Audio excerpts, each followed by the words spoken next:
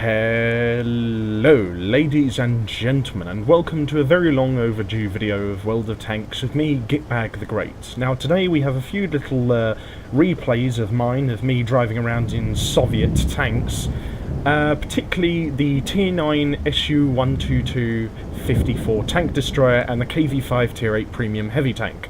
First off, we've got a couple of short little replays of me in the Su-122-54. And in this first one, I'm going to be showing you how not to drive a T-32. Now, naturally, of course, I'm not driving around in the T-32. I don't even have the damn thing. As you can see, I'm clearly driving around in the Tier 9 non-turreted Russian tank destroyer, the Su-122-54. This thing has a brutally powerful 122mm gun.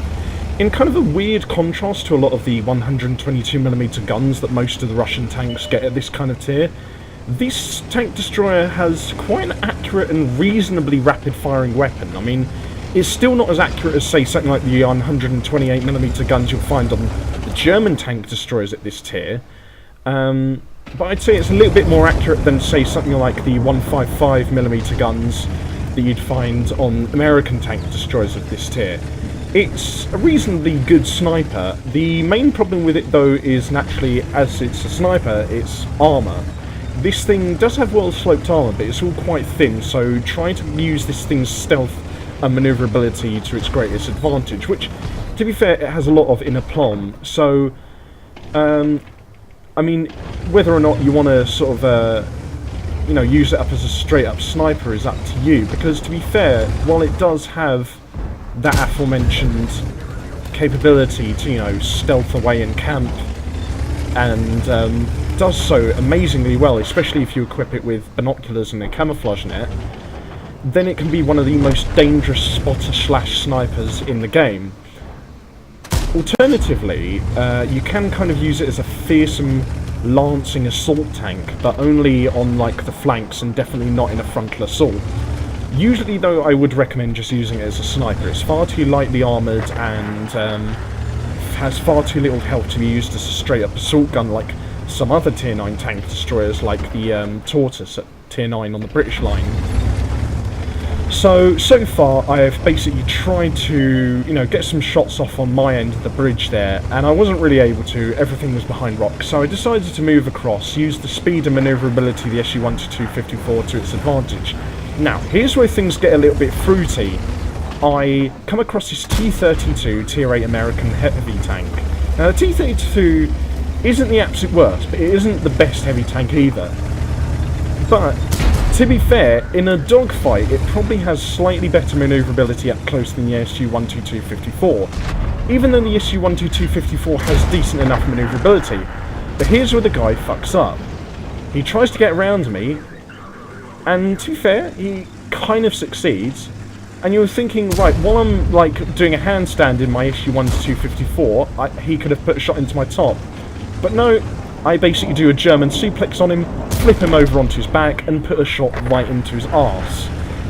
I mean, there's fails and then there's that. I mean, I don't really know how much I can construe to you guys how bizarre that was when that happened to me in real life, but I genuinely can't. Like, there's no other way to describe it other than the fact that I'm clearly, wondering whether or not that T-32 driver was a bit drunk. I mean, okay, yeah, the T-32 isn't the best tank in the world, but it's a turreted heavy tank that's up close to a non-turreted tank destroyer. You'd think he'd be able to, at some degree or not, be able to use the manoeuvrability of this thing to its advantage, but clearly not. I mean, to be fair, the T-32 isn't the most manoeuvrable heavy tank in the game, and the Su-122-54 is actually a pretty manoeuvrable tank destroyer, especially at Tier 9.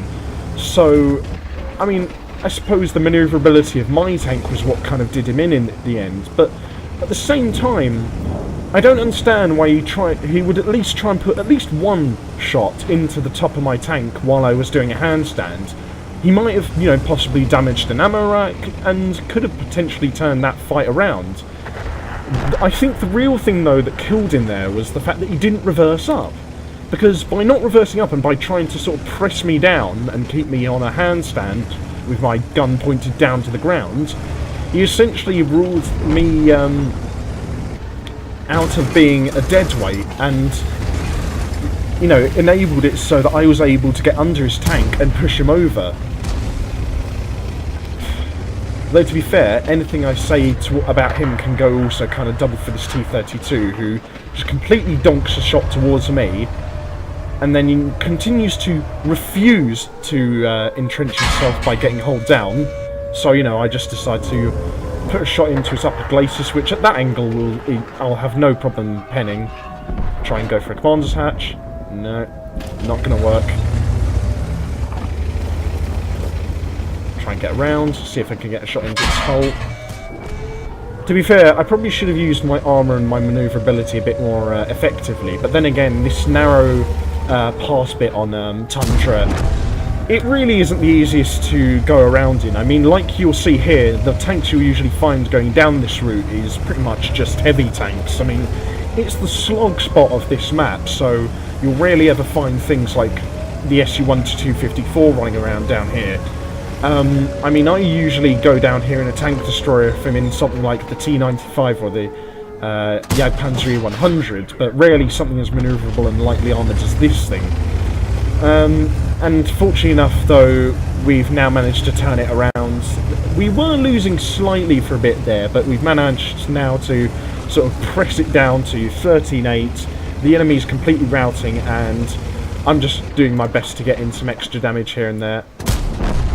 Poor old 87, completely left on his own, tries to get a shot into me, but the 87 hasn't got the best gun depression, which is quite strange because most British tanks do have really good gun depression and elevation, so fair enough to him. He tried to go down fighting, but the 87 is incredibly unmanoeuvrable and quite ugly, I might mention. It's not a bad tank destroyer though, it's quite heavily armoured at the front, it's got a very solid 20-pounder. Very, very decent gun. Sorry, not 20-pounder, 17-pounder, isn't it? Yeah. But it's a very solid tank destroyer, the 18-7. Now, what I'm trying to do here is I'm trying to sort of lure out the FE-202P and try and bait him into shooting at me so I can maybe get a shot at his tracks and track him on top of that hill.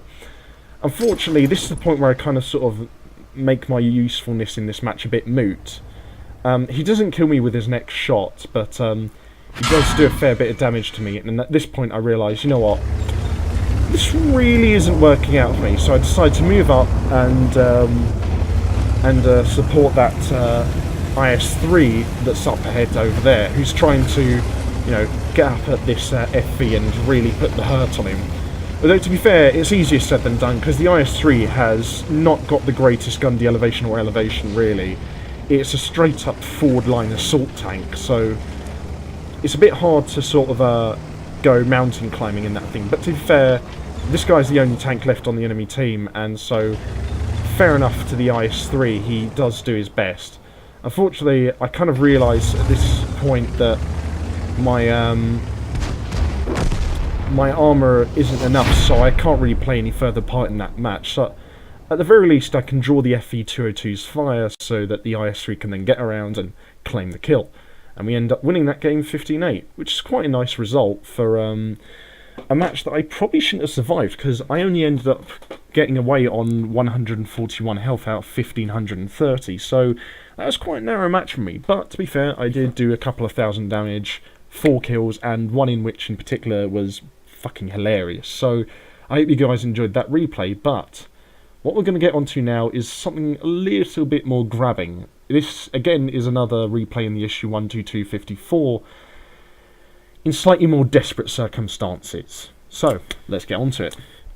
Now, this is probably kind of the best kind of matchmaking and map you can really hope for the Su-122-54. Top tier, only a few tier 9s on either team, and you're on the defensive on... see, what's the name? I always muck up the name on this map. Karelia.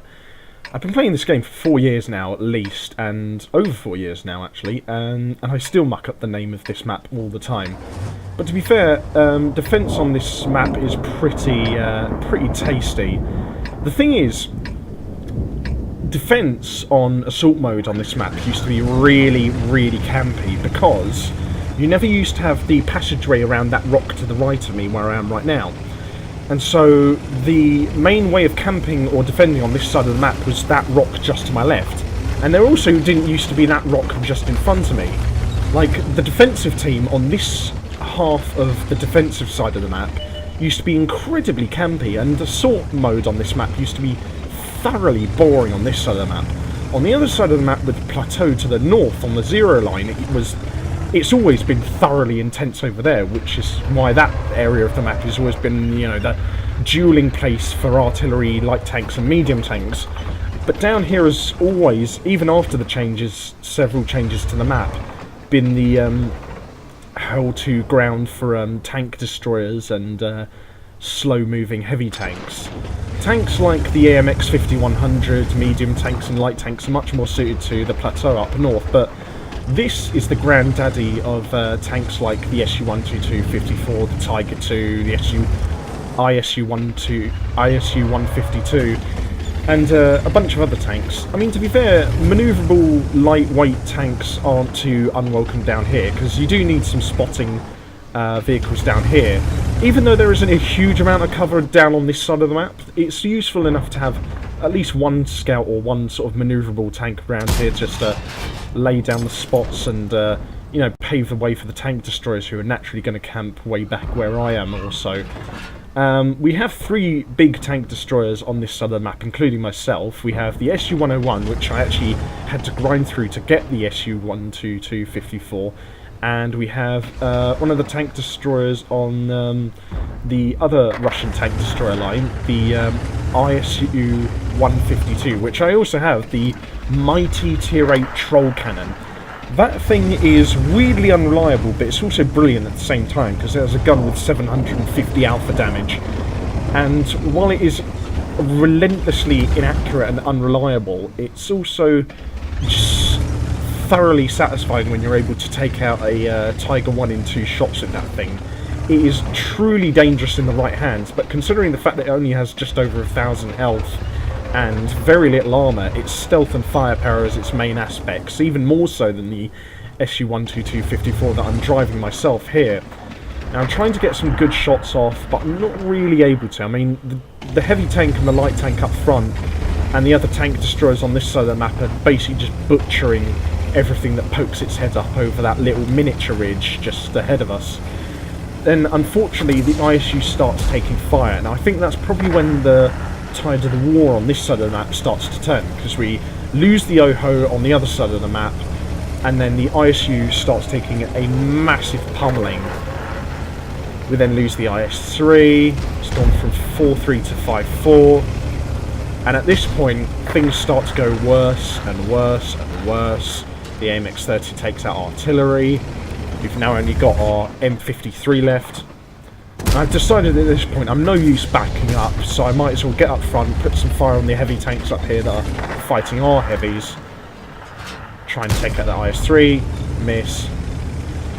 Though to be fair, I was able to get a good hit on his escape hatch on the top of his tank, which is actually a very good weak spot. If you're in something like a tank destroyer, or say something like the Carnarvon with really good gun depression, then try and aim for that flat slab, that escape hatch on the top of the IS-3, because it's a real bad weak spot for the IS-3. It's not the biggest weak spot, to be fair, but at the same time it's very easy to penetrate shooting at it from a lot of angles, really. I mean, the angle I was shooting at it from there when I put some damage into the IS-3 a bit earlier was quite flat, so you wouldn't have really expected me usually to shoot at that point, but it penetrated quite easily because it's very thin, very flat armour from a lot of angles, really. Unfortunately for that E75, he's then unable to pen me, which is surprising considering I've already taken a bit of damage, and like I said, this thing is not very well armoured. Tiger 1 tries to put a shot into me, put a shot into his turret, trying to injure his gunner. We've managed to pull it back a little bit now, but they've continued just pummeling us. They've gotten it to 10-7, and I decided at this point to go after the Tiger 1 because he needs killing. He's spotting a few of our tanks, and then this is where another thing goes wrong for me specifically this time, I go around, kill the Tiger 1, and then I just think, alright, you know what, I'm going to try and get some shots off at this T10 and the Tiger 2. Then the Jagdtiger appears and smashes a massive shot into the side of my tank destroyer, knocking out my ammo rack, and I have to use the repair kit on my ammo rack. The rate of fire is one of the few defining features about the SU-122-54, so I really need it, and I have no idea in my absolute worldly existence how I bounced the first shot of that Tiger, but second one goes right in, T10 finishes him off, nice and tasty. Then our E75 takes out one of their artillery, but we've lost our other artillery, so we're now completely without RT support. Try to put a shot into that T10, but he goes out of view range. And at this point, I'm thinking, you know, as much as we managed to pull it back to 11-11, and just before it was 11-10, we're still really not assured of victory. I mean, that T10's pretty much dead at this point. But they've still got a Jagdtiger and a very, very good RU-251 driver. And their RT driver has also been doing really well as well. But at this point, at that point, after I kill the T10, I start to get a bit more confident. I start to feel just a little bit more comfortable. Because there was that point at which, I think particularly as I was going to hunt down that last Tiger 1, no, sorry, the second to last Tiger 1, the one that was running away down that hill from me that was on about 100 health or so. At that point, I was thinking that we had a very high chance of losing this battle, but once the enemy started to swarm into our base and killed our artillery, they then got enveloped by the last few surviving tanks in our base and were basically caught in a crossfire. And fortunately, we were able to, in part, turn it back. Unfortunately, then the enemy then pegged us back a little bit by knocking out our SU-101, again, with some great spotting work by their RU-251, who then lights him up for the Jagdtiger, who puts in a great shot. And this Jagdtiger then spins around on a dime and prepares to defend himself against our E75, who's making an absolute dog's dinner of trying to kill this guy. So I think, you know what, I've got to get up here, I've got to defend, I've got to help this guy, because that Jagdtiger was probably the best player on their team, aside from the RU-251 and the AMX 1390 player on their team. That guy put in an absolute worldie of a performance up here, sniping away at our base and taking out 2 tanks and inflicting a shit ton of damage. He had a really good game, and I feel quite bad for him because, I mean, he ultimately couldn't really do much else. I mean, you could argue that he was just camping up here because it was the safe thing to do, but then again, the Jagdtiger hasn't got the greatest armour in the world, and its gun is perfectly designed for sniping, so why not make use of the great scouting runs that the RU-251 and the AMX 1390 were making? And this is the bit where I almost muck it up. Because when you're one-on-one with a shotgun artillery like that, the last thing you want to do is stop in the middle of the open and just slowly aim at him, because that just gives him time to shotgun you and one-kill you. And the FE-207 has enough damage in one shot to take out a SU-122-54 on just 538 health. But fortunately, my gun was able to aim fast enough, so I was able to take him out, claim the final kill, get a top gun, and win this match for us. And to be fair, even though the E75 made a bit of a dog's dinner at the end of killing the Jagdtiger, or rather, helping me to kill the Jagdtiger, I have to give credence to him, because he didn't have a terrible game. He got a kill, he did a fair bit of damage, and his platoon mate had a good game as well, actually. The guy in the ISU-152. And I also have to give good credence to the last surviving T10 on our team, who also had a cracking game, got 3 kills himself, and again, did a ton of damage. It did come down to being quite a nail-biter and quite close at the end there, and like I said, when I was chasing down that hill just before I got shot in the side by the Jagdtiger to chase down that Tiger 1, I really thought we were going to lose this match, but fortunately the guys in the base clung on like a bunch of absolute gods and helped ultimately to turn this game around. So hats off to my team. They were actually pretty decent throughout this match. Even the E75, who kind of did muck up a little bit at the end there. So, from one hopeless situation to another. And here we have it, the third and final replay of the day. Me and my KV-5 Tier 8 Premium Russian heavy tank on Minsk. And what I said at the end of the last replay about this being another desperate situation leading from one desperate situation into another, it really, I'm really not kidding.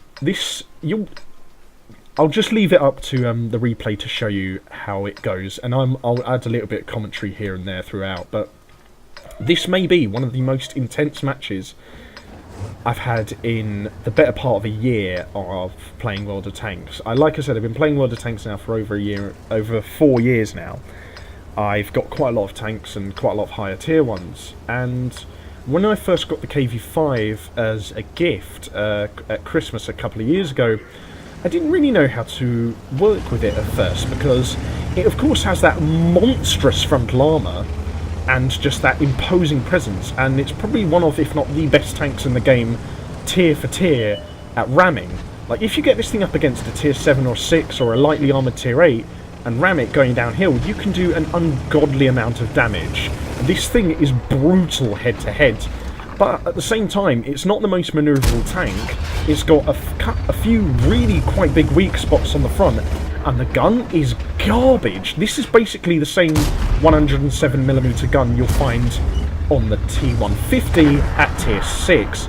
It's the same 107mm tier 7 Zisk gun that you'll find on the T150, which is one of course, the normal tier 6 heavy tanks on the Russian tech tree. And to be fair, the gun itself isn't terrible, and in all honesty, it isn't completely awful on the KV-5 either. It's amazing on the T150, and it's not great, but not completely terrible on the KV-5. The one thing is that it just really isn't adequate enough to do colossal amounts of damage all the time on the KV-5. I mean, the thing is, with pretty much every other tier 8 premium heavy tank in the game, even the ones that don't have a lot of alpha damage, they at least have enough penetration to do a consistently good amount of damage. You know, your FCM 50Ts and your Lurvers, they don't have a huge amount of alpha, but they have high penetration, at which rate they can do a lot of damage piece by piece. And then of course you have things like the T32 and the IS-6, which, you know, don't have the most reliable penetration or the greatest rate of fire, but can do a metric butt-ton of alpha damage. And as you can see, my earlier statement about this being a bit of a desperate situation has already borne fruit, because within a couple of minutes, literally within 2 minutes of play, we're already 6-1 down, and the only one to kill anything is the Sherman Firefly, who's going to have a decent match, but is going to go down eventually at some point. And to be fair, I must mention that I did get a little bit lucky with the matchmaking here, because this is probably the best matchmaking you'll ever see with the KV-5, if you have it or you can get your hands on it, because very few of the tanks in this match can actually do significant amounts of damage to me in one hit or kill me. I mean, every tank here can kill me, really, if they get behind me or, you know, put in some premium ammo, but it's quite clear that most of them aren't really doing that. However, it does get a bit desperate here, because at this point, we're still, you know, 6-1 down, even though I've done, at this point, well over a couple of thousand damage, well over 2,000 damage. I'm surrounded on almost all sides. I'm surrounded on at least 3 sides by a WZ, a VK, a couple more tier 6s, RT, a light tank, a medium tank, and God knows what else. And then we go 7-1 down, but I then managed to bring one back, and then I see that this WZ-111, even though it's on low health, is really starting to put the hurt into those 2 tanks to my right. I think even though I've got that Chinese medium tank to my front, the T-34-2, I think, right, even though he's going to probably try and put a shot into my side, which he ends up not doing, which I found quite surprising, I thought, I've got to go around, turn around, and help out that T-34 and the KV-13. And so I put a shot into the WZ-111, then I also take out the T-150 by getting a little bit fortunate and setting him on fire. And to be fair, while this T-34-2, sorry, has been having a decent game up to this point, and has basically put the absolute world of hurt on our tanks, he then just decides to not use the great manoeuvrability of this tank, and the great dogfighting capability of this machine, and instead decides to get into a slugging match with a KV-5, a T-32, sorry, a T-34 and a KV-5, which then just negates any advantage that his tank has. He then makes an epic run, but I managed again to get a very lucky fire shot on him and set him on light. Kill him, and I kill the Firefly. And even though I've managed to get 5 kills at this point, we're still well within chances of losing it, because we're still 11-8 down. We've only got 4 tanks left, and at this point I'm thinking, right, I'm not going to get out of this alive. But then I realise the SU-152 doesn't have the 152mm howitzer. Admittedly, the 122mm gun he's got is very fast firing, and it's a very decent gun, but it's not consistently reliable enough to do damage to the KV-5 from the front unless you aim for its weak spots, or it's where you just load premium ammo, and so he just exposes his lower plate and allows me to kill him and get the top gun. And at this point, I'm kind of thinking, you know what, it's still a desperate situation, but maybe, just maybe, we can still pull it back, because they've only got 1 tank in the cap zone, they've lost all of their tier 8s apart from their RT, so we might just be able to do this. However, like I said, the manoeuvrability of the KV-5 isn't great, so I'm not giving us any great shakes to pull it back. However, I decide I'll just at least have a go anyway, try and get back, maybe try and reset the cap. The unfortunate thing though is that I have no idea what is in the cap, and just as I'm making my move, the last remaining T-34 aside from me gets killed. The last tier 8 on our team is me. The T-34 was the only other tier 8 on our team, so it's now mostly, if not entirely, down to me to carry the rest of this match. And the KV-13, who I've actually made friends with now on, well, the tanks, who's actually now on my friends list, Commander Farsight, he's had an absolute worldie of a game, but he's on incredibly low health. He's not going to last much longer, and the enemy have got 2 very manoeuvrable light tanks played by 2 very good players on their team, and an RT that's been doing a metric butt-ton of damage throughout this match.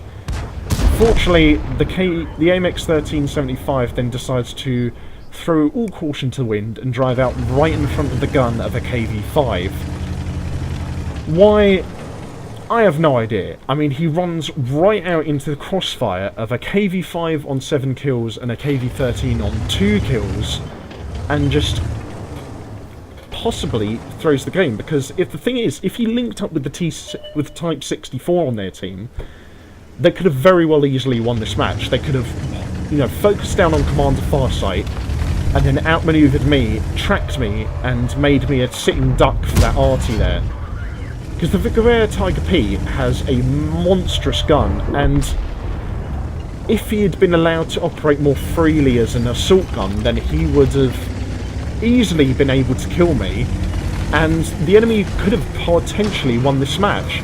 But as it is, they are ultimately undone by just not working together. And you'll see this in a lot of World of Tanks replays on other people's channels. A lot of the time, a commanding team in a superior position with better suited tanks to the, you know, the situation that you find yourself in, will throw away their advantage by just attacking you one at a time.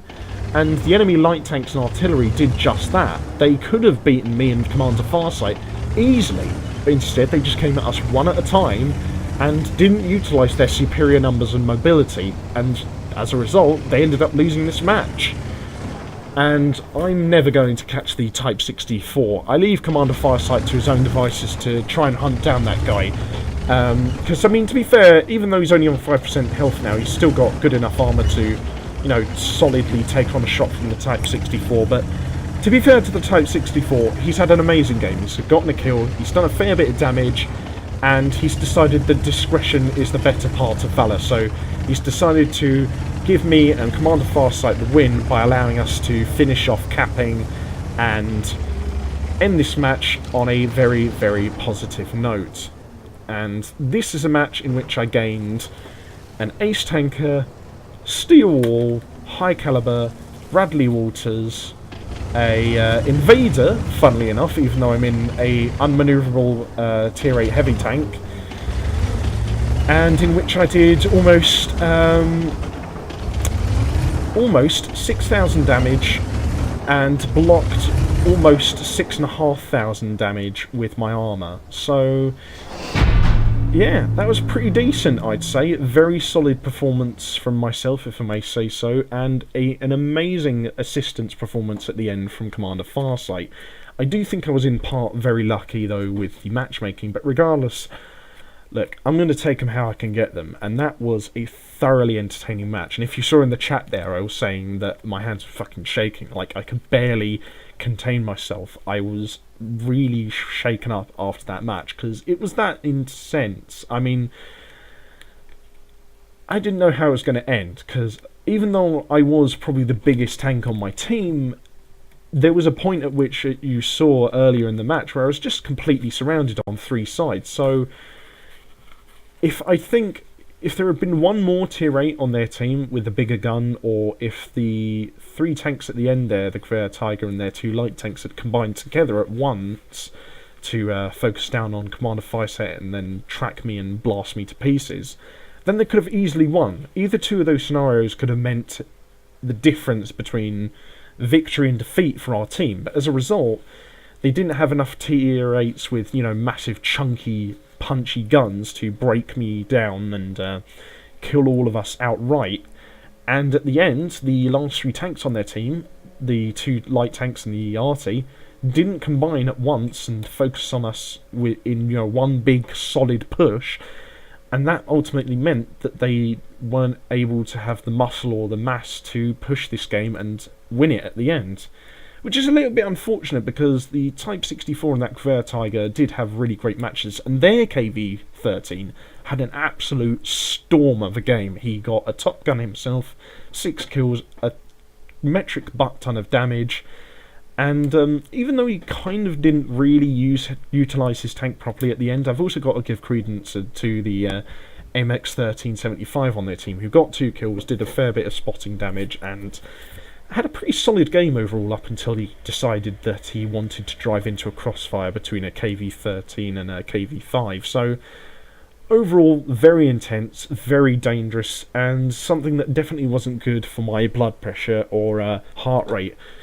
After that match, I had to calm myself down with a cup of hot chocolate and just lie down in a darkened room. So I'm sure you guys will agree that that's a reward worth having for a game like that. And if you want to have a look at the stat screens for these replays, I'll be putting them in the video description below, and you can check them out for yourselves. And yeah, I haven't really got much else to add to it. That was just a thoroughly intense match that ended up with me sweating thoroughly and my hands shaking afterwards. So, as always, I hope you guys found that game or this video overall as intense and entertaining as I did to play and edit and all that good stuff and record. As always, if you want to show any extra support, check out my other two channels, my Blogspot and my Twitter, in the video description below. And until next time, have fun, stay safe, don't do anything I wouldn't do, and I've been Gitbag the Great, and I'll see you guys next time on the battlefield.